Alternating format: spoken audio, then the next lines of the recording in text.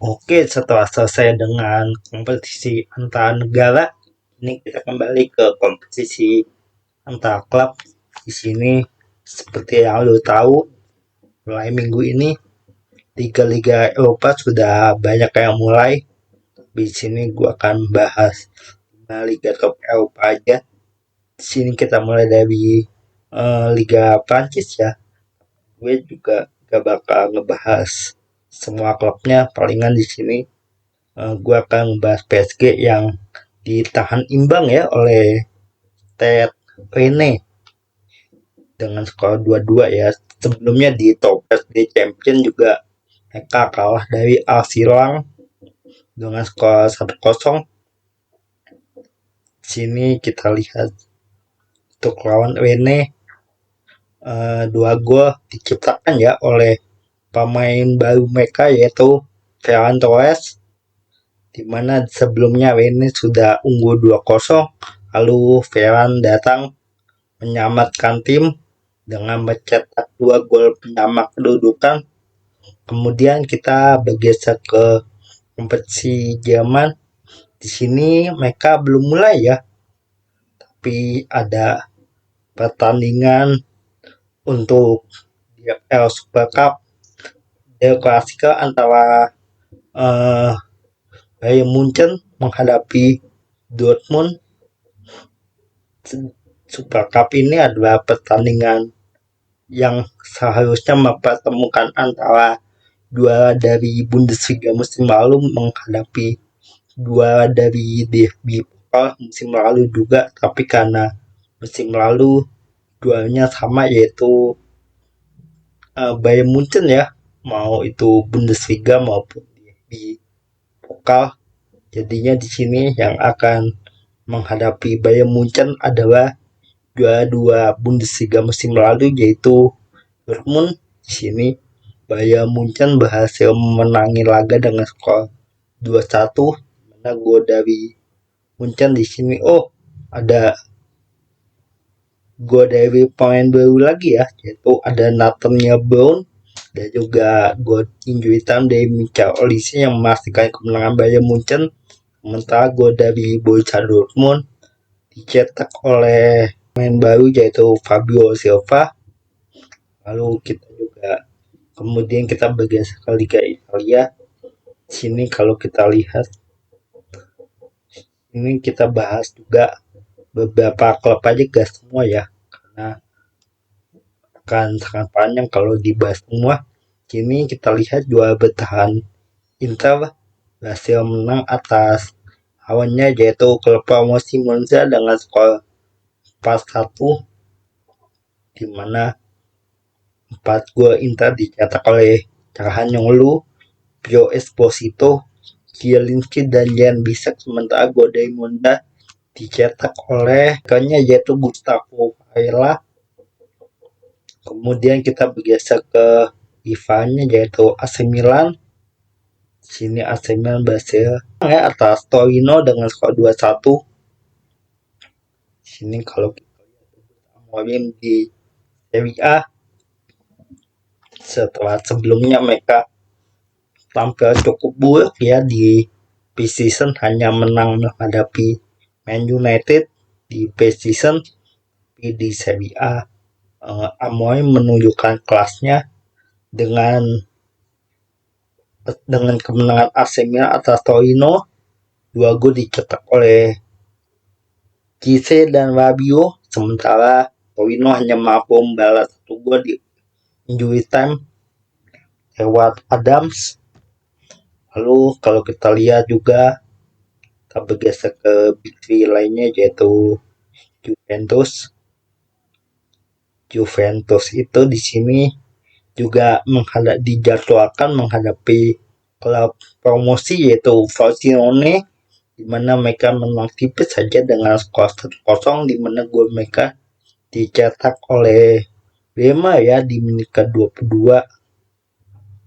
Lalu mungkin untuk klub-klub lainnya yang mungkin menarik, ada juara 2 musim lalu yaitu Napoli yang menang atas Genoa.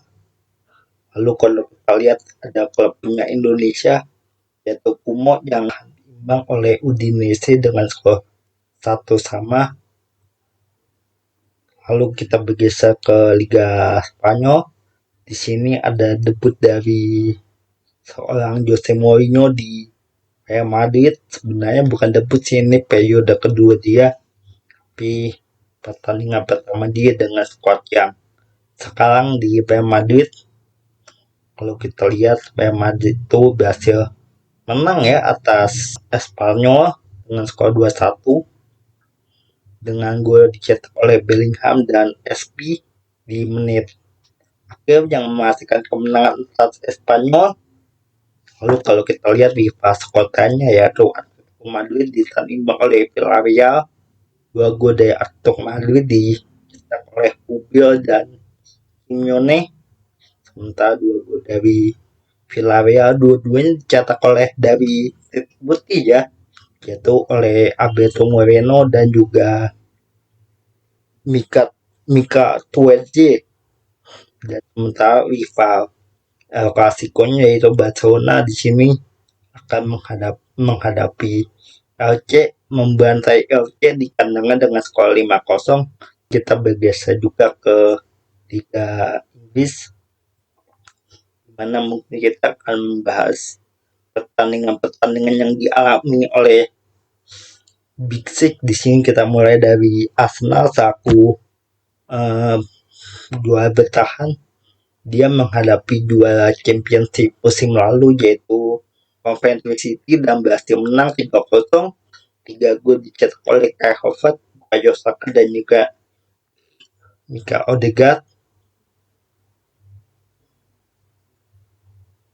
Lalu kita lihat juga untuk klub Big Six yang lainnya ada Manchester City ya, yang berhasil mengalami comeback atas Bournemouth. Gol pertama Bournemouth dicetak oleh Tavernier di menit ke-26, sementara dibalas oleh Maguire dan juga Fabio di 10 menit terakhir ya, walaupun Fabio tadinya harus dianggap offside, tapi setelah dicek oleh VAR, gol Fabio itu sah dan menjadi gol kemenangan untuk Manchester City. Dan di sini untuk Liverpool, mereka hampir kalah dari Newcastle. Untung saja ada penalti menit akhir dari Szoboszlai. Itu pertandingan pertama di musim baru oleh De Zerbi, disengat oleh London Brentford. 3 gol dari Lewis Potter, Janet dan juga Kayode. Manchester United, di sini mereka harus kalah dengan skor 2-0 atas Hull City, di mana 2 gol dari Hull dicetak oleh Ajayi dan juga Mendy. Dan ini mungkin adalah pertama kali bagi Manchester United kalah di pertandingan pertama menghadapi klub promosi lagi. Dan di sini juga Big Six. Selanjutnya Chelsea yang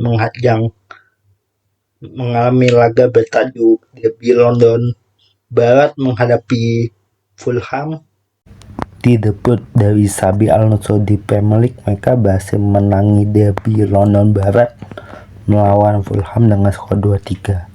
Dan di sini kita akan bahas khususnya untuk Manchester United. Manchester United di sini kalau kita lihat mereka mencatatkan 5 expected goal yaitu senilai 1,83 ya, sementara Hull 1,01. Jadi Hull ini efektif dengan Manchester United sebenarnya mendominasi penguasaan bola dengan 72% berbanding Hull hanya 28%. Lalu mereka juga mencatatkan 21 shot. Kemudian shot on target 5 hanya berbanding 4. menghadapi Hull belum mencatatkan 8 total shot, artinya setengah dari shot Hull City mengarah ke gawang. Lalu mereka juga mencatatkan 41 touch di kotak penalti Hull, sementara Hull hanya mencatatkan 11 touch di kotak penalti Man United. Tapi ini Hull nampaknya bermain efektif ya. Dan sebagai fan Manchester United tentunya ini adalah suatu tanda bahaya, karena walaupun kita tahu ya di musim sebelumnya di pertandingan perdana itu kita kalah dari Arsenal dengan skor 0-1, dan tapi di akhir musim kita menduduki peringkat 3. Nah, banyak yang fan MU di luar sana banyak yang lagi kan kemungkinan kalahnya MU ini menjadi petanda MU ada di posisi atas bahkan juara. Tapi kalau gue gak mau bilang seperti itu, karena kalau kita lihat lawan Arsenal musim lalu itu permainan Manchester United itu terlihat gitu. Tapi di musim ini juga di pertandingan ini khususnya permainan MU di malam tadi itu tidak berjalan sesuai ekspektasi, walaupun di sini ada 2 pemain barunya ya, yaitu Yuri Tillman dan juga Andre Santos. Tapi kalau menurut gua MU ini harus beli setidaknya 3 pemain baru. Oh iya, ada satu lagi Baliba, tapi sepertinya itu belum resmi ya. Jadi MU kalau gue bilang harus setidaknya membeli pemain di posisi center back dan juga left back ya, karena Luksau ini masih agak kurang, dan juga back itu apalagi Eden Haven tuh permainannya astaga. Lalu Maguire juga masih suka kambuh-kambuh ya, sementara Delis dan juga Lisandro Martinez itu ya lu tahu sendiri kaki kaca. Oke, jadi segitu dulu. Apakah gue optimis Manchester United akan juara?